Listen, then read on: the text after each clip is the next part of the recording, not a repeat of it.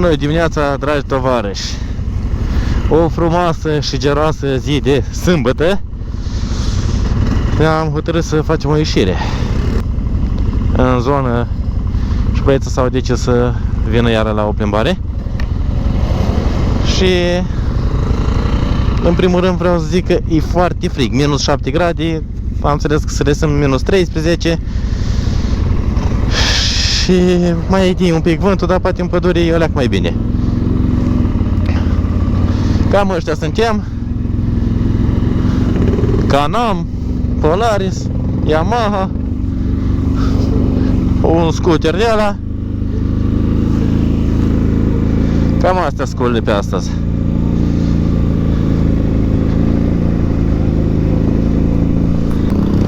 Nu e așa de rău astăzi. Zideam în pădure cum e.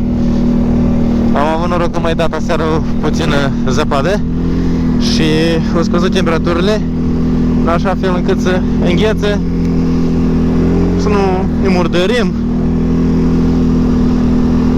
să nu fie praf, lod sau orice altceva.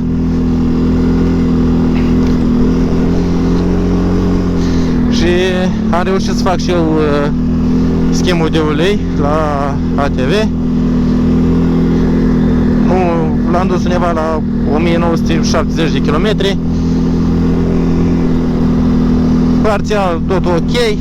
Parțial spun pentru că au zis că au găsit o pierdere de antigel undeva la un cot, la unii dintre o conductă în motor. Au mai strâns un culer, au mai pus unul suplimentar și cred că au rezolvat. O că ar fi necesar și filtrul de aer de înlocuit, dar momentan nu l-avea pe stoc, au dat comandă, o să mă anunță când o să îl aibă și ei. Însă ce vreau să vă mai zic, că am făcut revizia la un alt serviciu, tot autorizat. Zice că ar fi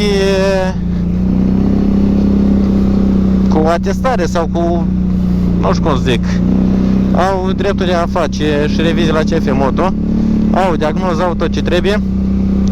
Și ce mi se pare mie așa mai ciudat, să zic, e faza că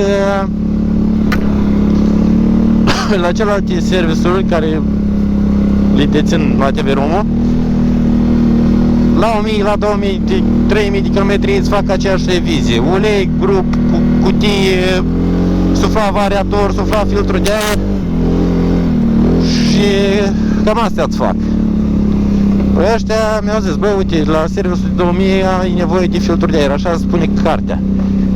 Ăștia la TV-Rom nu mi-au zis nimica de treaba asta, că vezi că, uite, ai nevoie de asta. Nimic. Pur și simplu trebuie să schimbăm astea, prețul e fix.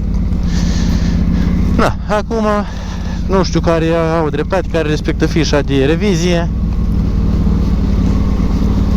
Dar eu atât am pretenția să meargă TV-ul și să aibă în continuare garanție.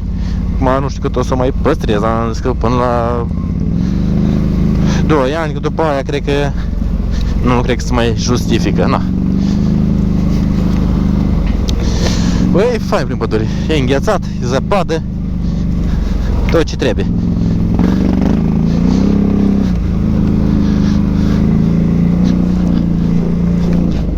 Oh, băieți, ce frumos coboară.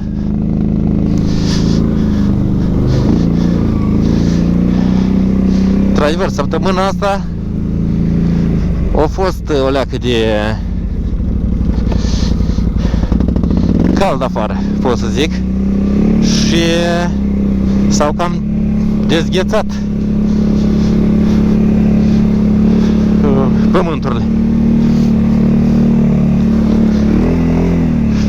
Ia să vedem, poate facem o mică urcare pe aici.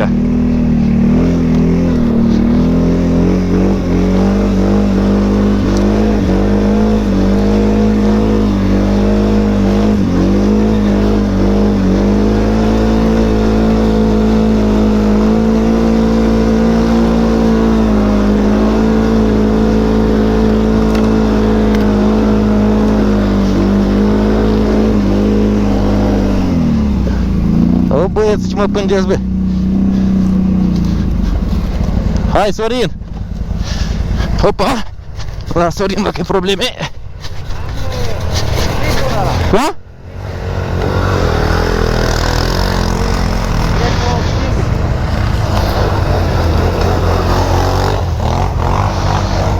Sorin, cauciucurile! Cauciucurile! Cauciucurile! Ia zi-mi și nenea de ce face. Oh! Îl cam ridică un pic de față. Bun! Hai cu trage!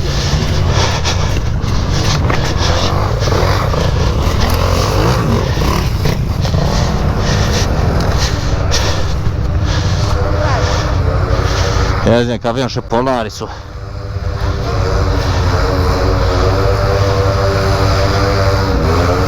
Băi, dar ciudat s-aude motorul. Hai că e bun.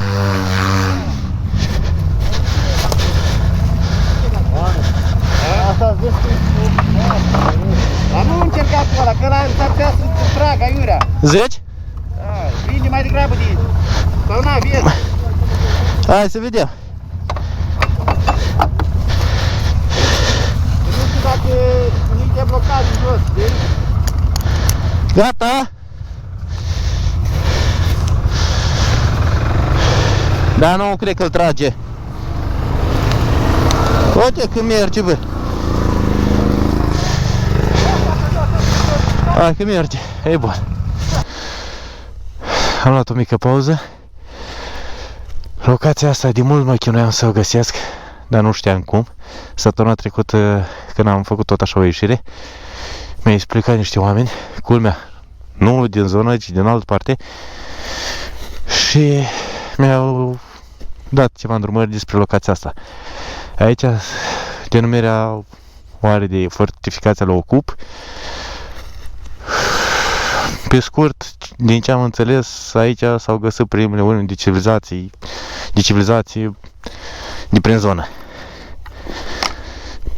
Și cam asta e. Eu locația asta o vedeam de undeva din partea aia, de pe un deal, de fapt de unde făceam camparea cortul, și nu știam unde o să o găsesc. Da, uite că azi am avut noroc să o și găsesc. Cam atât vă pot spune de această locație, nu știu mai mult, doar că e bun că mă bucur că am bifat-o, că am găsit-o. Iar băieții sunt acolo jos, servesc cu un ceai, o măslinuță, de astea. Da, după cum spuneam, ne văd pe zona aia, bă, de acolo, se vede locația asta de aici.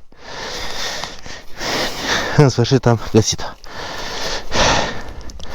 Și drept, n-am insistat nici prea mult să o găsesc în trecut, dar nici mi-au zis oamenii săptămâna trecută, când dă vegetația, e greu de găsit. Treci pe lângă ea și nu-ți dai seama. Văd că acum e altfel, o vezi. Băi, și ce fain, au înghețat copacii, au dat la zăpadă. Mai târziu ne vedem de acolo de sus. Vreau să mai găsesc încă tot așa o locație. Și, tot așa un mic popas. Nu, aici nu știe aici oricare, dar având în vedere că e pământul bocnă, cam patinează.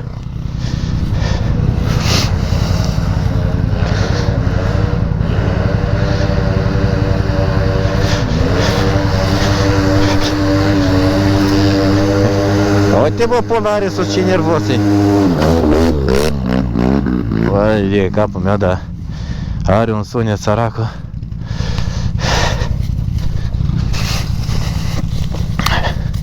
Haide-te, nu vă cupleați 4x4?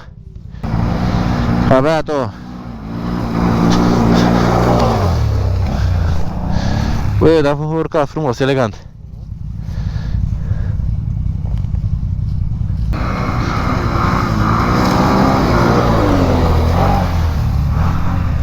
frumos, ce urcă și asta, XCP-ul ăsta.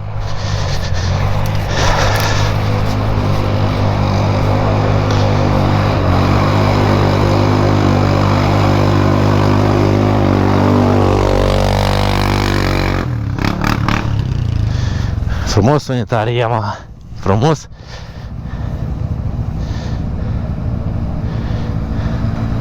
Hai, Sorinu, cu cauciucurile. Bun, așa. Am vrut și eu să modific o leacă traseul, mai fiu o leacă mai palpitant, dar m-a lăsat bateria și a trebuit să mă opresc, să o schimb. Colegii au mai făcut ceva urme, fiecare cum a putut. Hai să vedem ce iasă.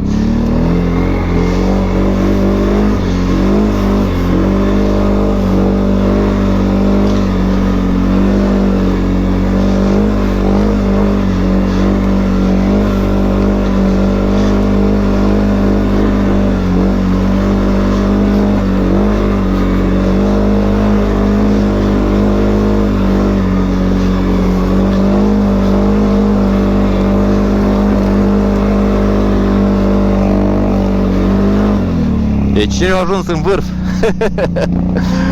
Canamul și CF Moto. Băi, e așa un pic, cum să zic, îți ridică un pic adrenalina, nu e atât de riscant. E ce face mai dificil sunt screncile astea care sunt căzute și nu e făcut traseu, nu e curățat, nu e nimic. Astea sunt primele urme făcute acum de noi.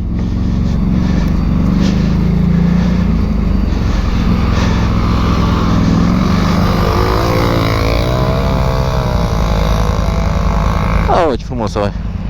O dat-o cu scooterul. Hai, nene, haide, dă-i! Dă-i, dă-i, dă-i! A, nu merge? A, da, dă-i în față! A? Nu mai e cum?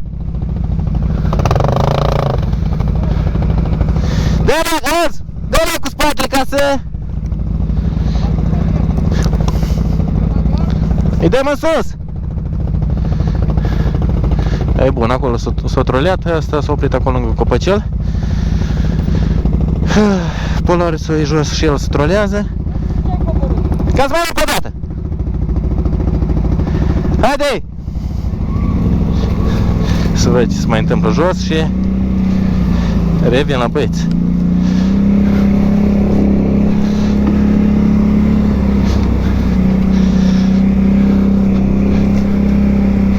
Băi, când ai cu cine să ieși, mai intri pe un traseu nou, mai faci o stângă, o dreaptă, dar când ești singur sau n-ai cu cine să așa, mergi pe drum de asta, cum se cheamă, de căruții, de taf și atât. Așa mai încerci o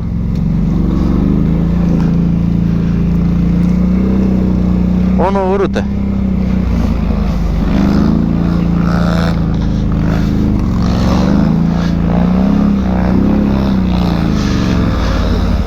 Hai că o luat-o și Polarisul din loc.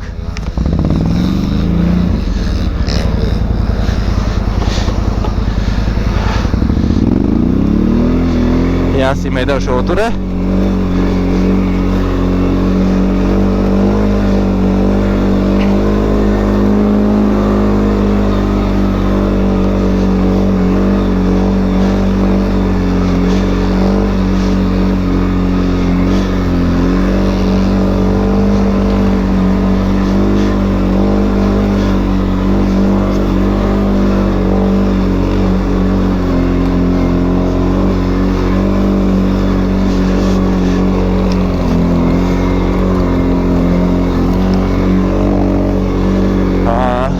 Așa.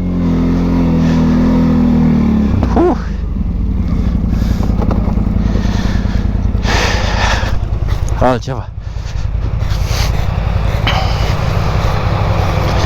Hai, nene, adi cu Grizzly, hai!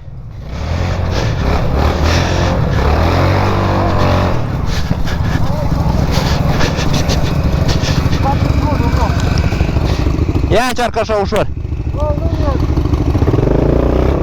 Nu.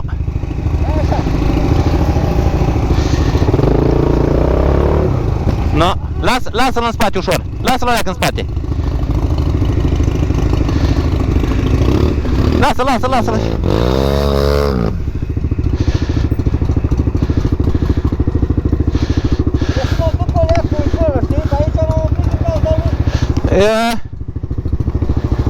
Încerci de aici și să feresc copacul cu creanga? Nu, lasă mai încerc o dată. Steleacă, o aștept. Mamă, dar ce... Ha?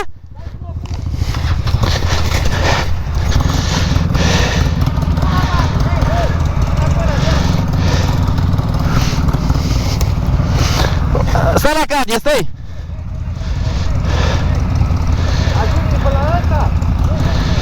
Mai degrabă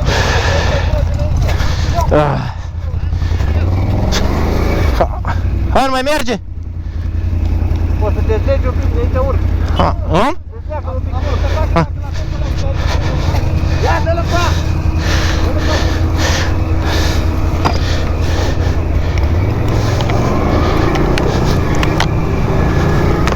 Bun? Hai să vedem și cu nenea, Adi? Adi!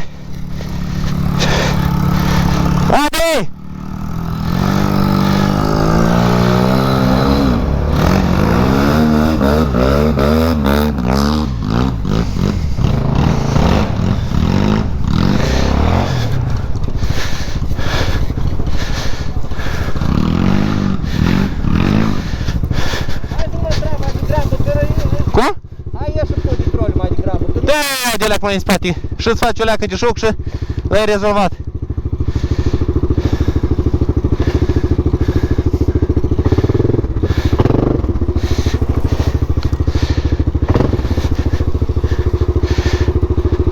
Dă-i cumva pe lângă copac.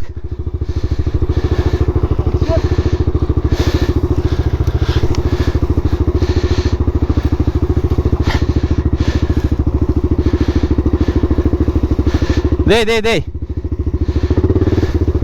Acolo cred că la găț. Nu, hop!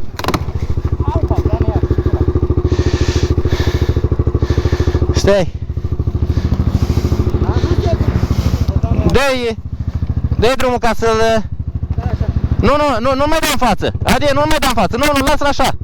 Să-l dai din troliu de acolo. Dă-i drumul la troliu. Da, dă-i cu drumul de acolo.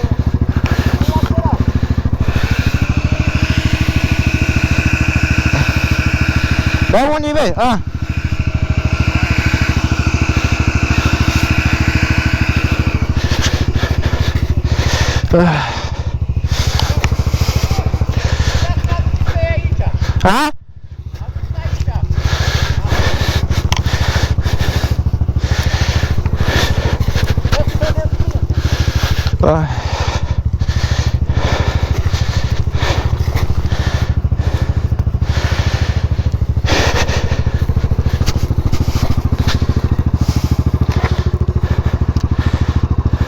Dei!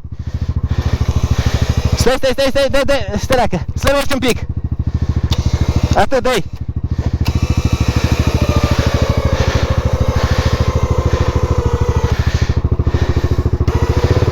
Nu, mai lasă să-l tragă. Așteaptă, încă nu. Lasă. Atât.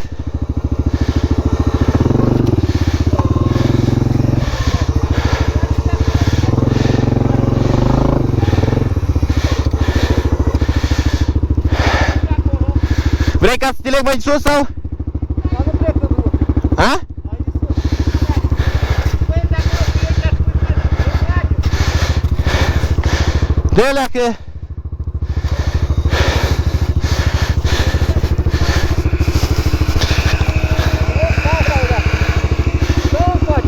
Cum? Da, du-te leacă mai în spate, da. Na. Hai, dai! Am văzut. Așa, lasă-l, uite, acum poți să ai cum.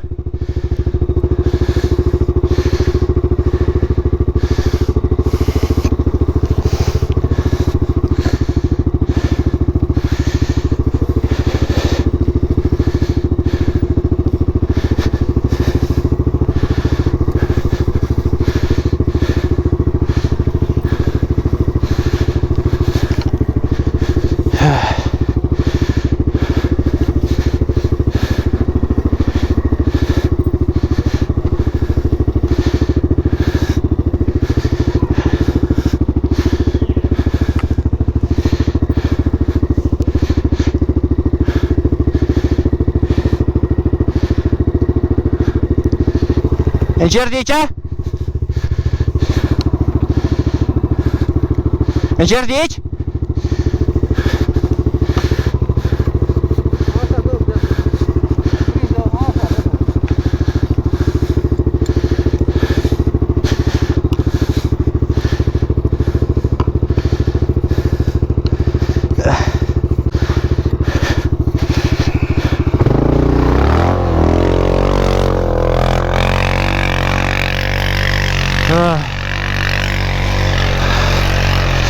Poate și Yamaha, nu e problemă.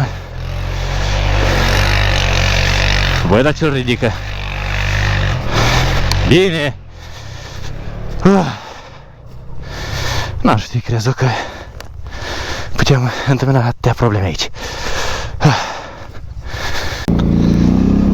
Am făcut o mică pauză din masă, așa, un brunch mic și continuăm. Băi, uitați că e faină pădurea acum. Ce fain se vede. Am fost săptămâna trecută pe aici. Era de poveste. Într-adevăr, puțină ceață, dar pădurea era de nedescris. Nu știu ce zic, era superbă. Dar o să încerc să scot niște filmări de telefon, să pun câteva cadre. Deci, nu știu, era de nedescris.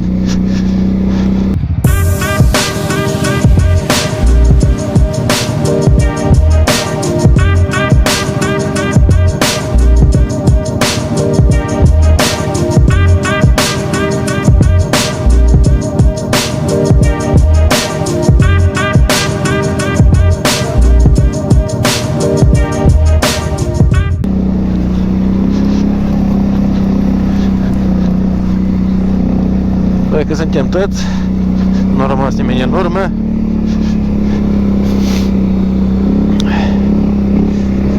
Cât de fain o îngheța pădurea.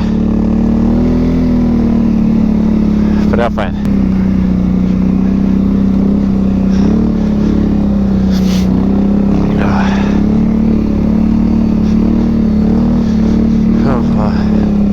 Hai să urcăm pe aici un pic. Vedem ce mai este.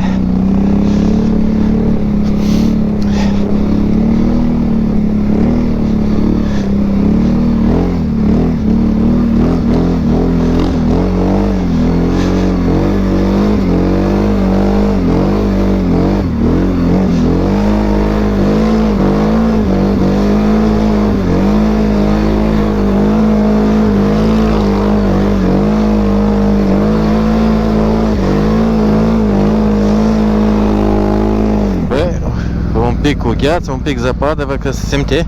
Ce drept am dat și eu un H. Ia să vedem, băieță, ce e.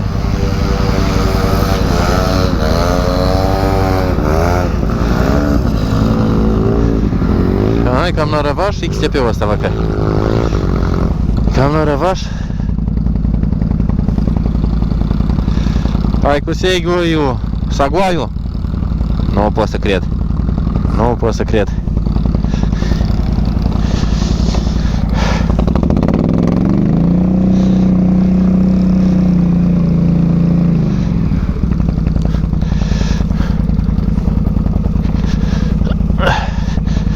Că nu pot să urce. A, bă, ce ai?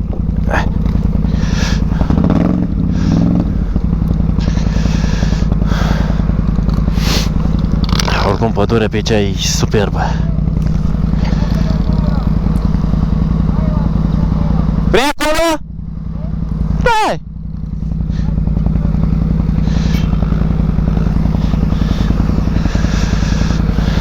Alți băieți vor să facă în partea aia altă leacă o mișcare.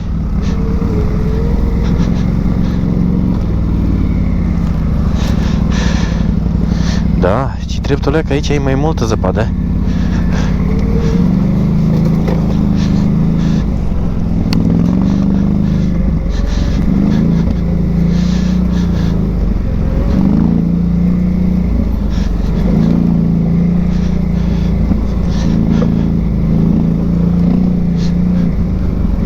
Dar nu urci? Nu urci? E ușor, e? Da, dacă acolo-i? O să băieți să-i duc o leacă la panta asta și pe urmă urcăm înapoi pe aici. Ah, ok. O să mai facem o urcare, vor băieți aici, na? Hai să le dăm.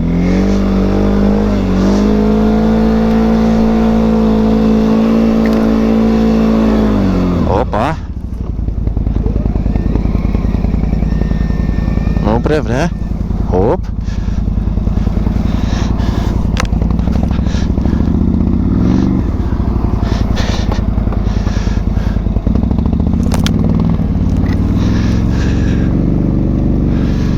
Cam ciudat. De ce nu vrea să urce?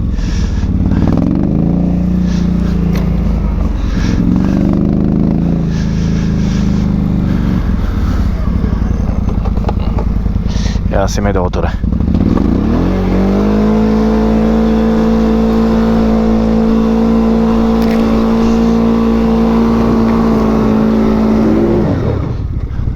Prea înghețat. Prea înghețat. Haide, băi!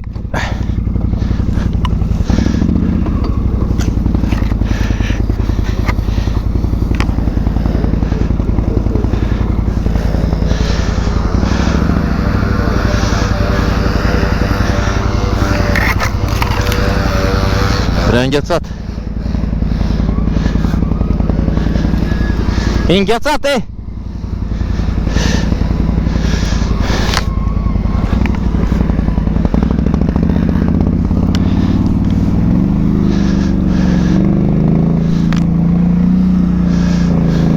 Vrei să încerci?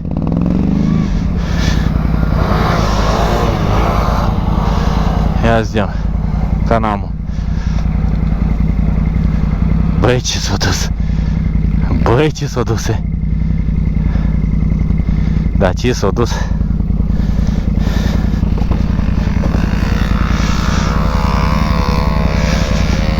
Ia, oare să-i mai încerc și eu o dată? Sau...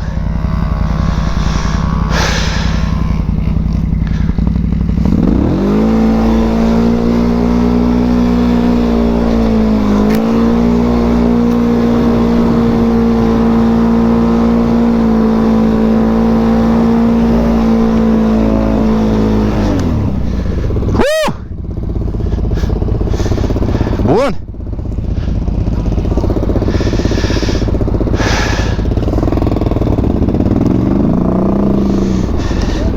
O patinat foarte mult. Opa! Am vrut să-l filmez, dar o dat alea cu o coadă de copac.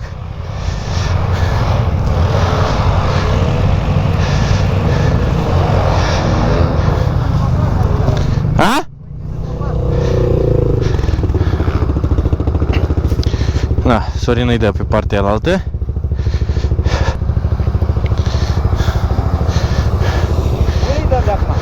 Dăm înapoi ca să coborăm în partea alaltă, să mergem la o cascadă.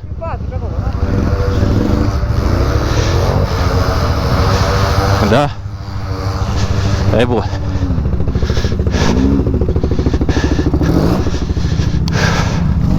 Mamă, dar eu ce am aici? Necuratul. Sper că nu și-o făcut de cap.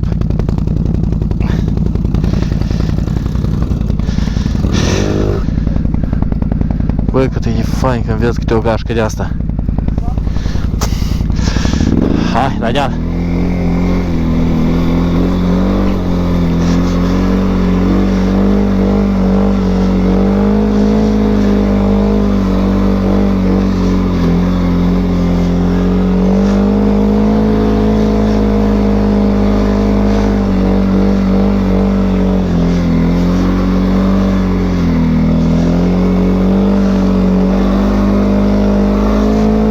Go!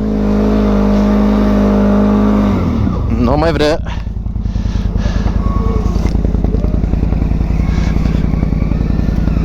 Păi că nu mai vrea. Probabil că n-am avut nici eu demaraj. Na.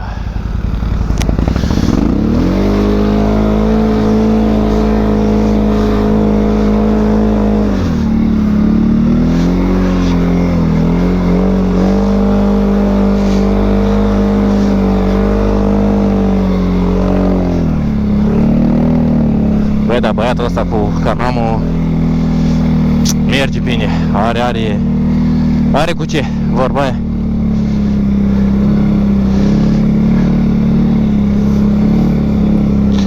Hop, hai zicem pe ne continuăm noi drumul.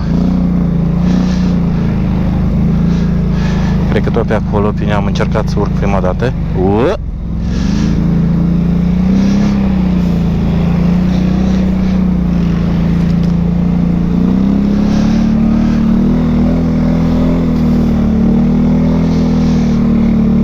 Păi, ce zic, asta e zăpada pe care o căutăm, adică deja acum simt că ce poate ATV-ul.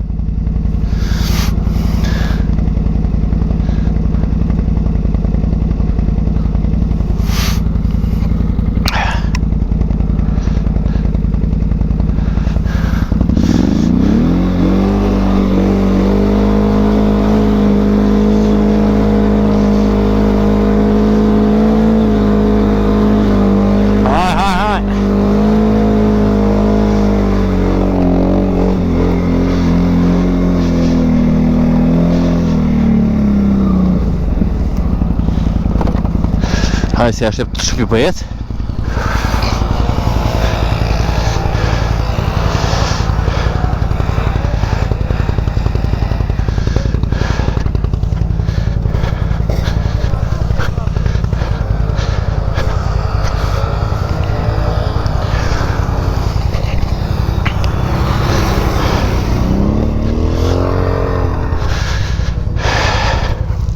Băi, fain pe aici, îmi place. N-aș fi crezut că poți găsesc așa un loc de distracție pe aici.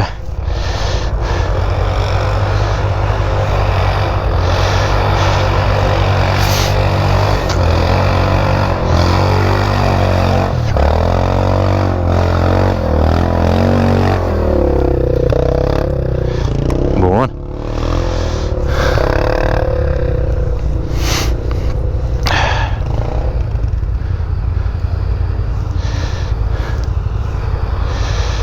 Hai, Saguaiu!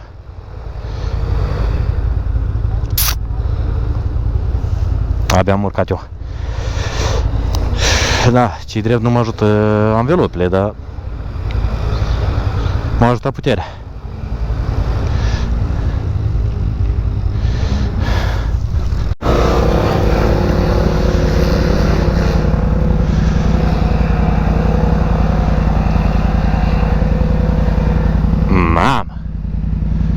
Mamă, asta chiar mi-a plăcut. Mi-a plăcut. Deci, o urca frumos. Deci chiar o urca frumos.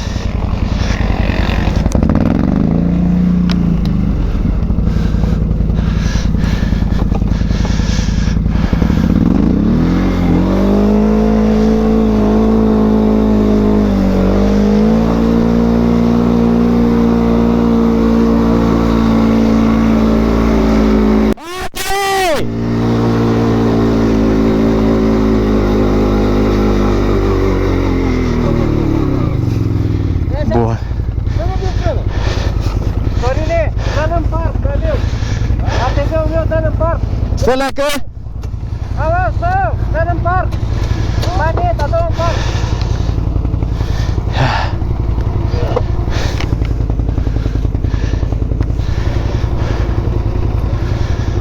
Alo, stați, lăsa!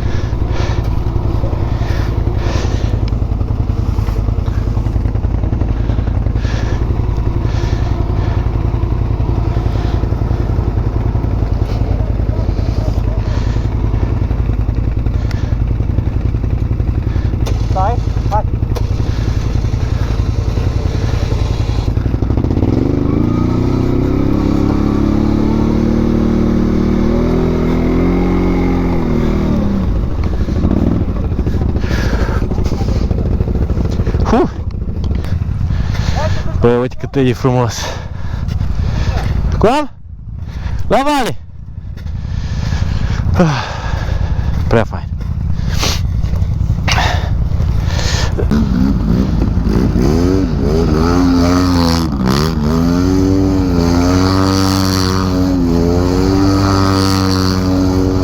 Mersul.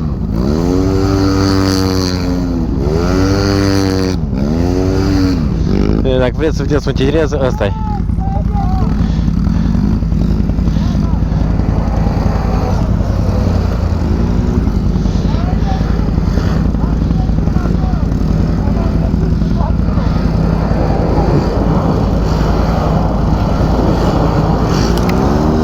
Mamă!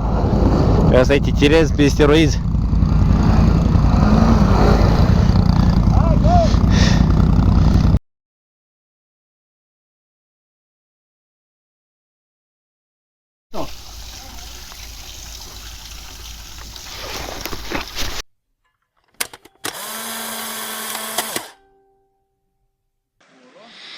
Și ca ultimă locație, cam asta aș vrea să vă mai arăt.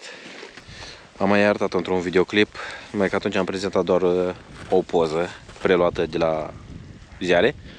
Acum vă arăt live. Călduț, încerc și călduț.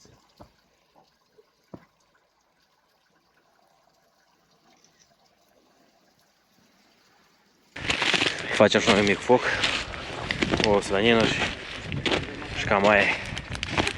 Eu stați din gheață și după aia duceți. El a făcut întâi câteva filmările cu lui și să dea aici și să nu uite. Dacă m-au găsit în zăpadă. Vezi că n-am pus asta. Dragi prieteni, cam asta a fost pe ziua de astăzi. Am făcut și noi o mâncare caldă, frumos. De acum să-i duc pe băieți spre casă, până la un drum cunoscut de ei. Și cam asta a fost, da? Sper că am surprins momente bune. Driver într-un loc mi-a dat la karateu camera. Din 4 baterii doar 2 m-au ajutat. Și cam asta a fost.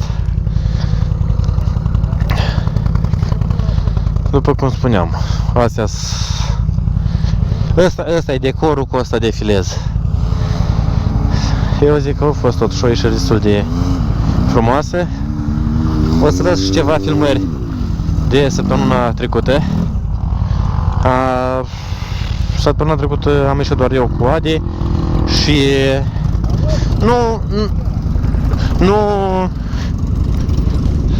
nu aș fi crezut că e atâta de fain.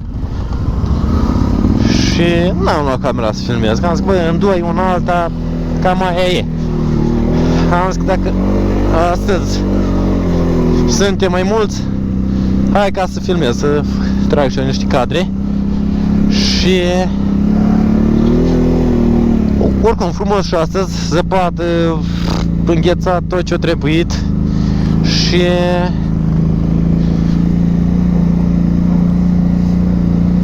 na, cam asta o să iasă pe camere. Dar o să las și ceva cadre de săptămâna trecută ce am filmat cu telefonul și ce am văzut, ce am găsit. Ha, numai bine și pe data viitoare, nu știu când o să pot, o să filmez. Numai bine, pa, pa!